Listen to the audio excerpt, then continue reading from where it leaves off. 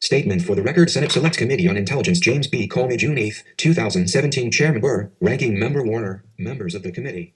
Thank you for inviting me to appear before you today. I was asked to testify today to describe for you my interactions with President-elect and President Trump on subjects that I understand are of interest to you. I have not included every detail from my conversations with the President, but, to the best of my recollection, I have tried to include information that may be relevant to the committee. January 6th briefing. I first met then President-elect Trump on Friday, January 6th in a conference room at Trump Tower in New York.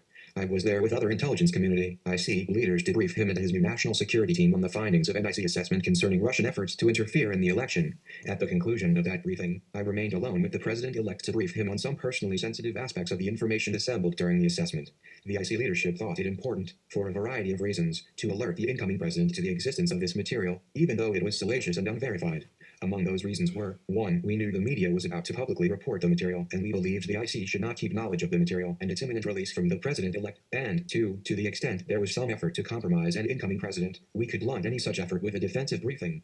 The Director of National Intelligence asked that I personally do this portion of the briefing because I was staying in my position and because the material implicated the FBI's counterintelligence responsibilities. We also agreed I would do it alone to minimize potential embarrassment to the President-elect. Although we agreed it made sense for me to do the briefing, the FBI's leadership and I were concerned that the briefing might create a situation where a new president came into office uncertain about whether the FBI was conducting a counterintelligence investigation of his personal conduct. It is important to understand that FBI counterintelligence investigations are different than the more commonly known criminal investigative work. The Bureau's goal in a counterintelligence investigation is to understand the technical and human methods that hostile foreign powers are using to influence the United States or to steal our secrets. The FBI uses that understanding to disrupt those efforts.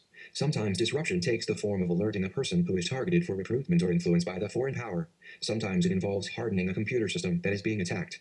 Sometimes it involves turning the recruited person into a double agent, or publicly calling out the behavior with sanctions or expulsions of embassy-based intelligence officers. On occasion, criminal prosecution is used to disrupt intelligence activities.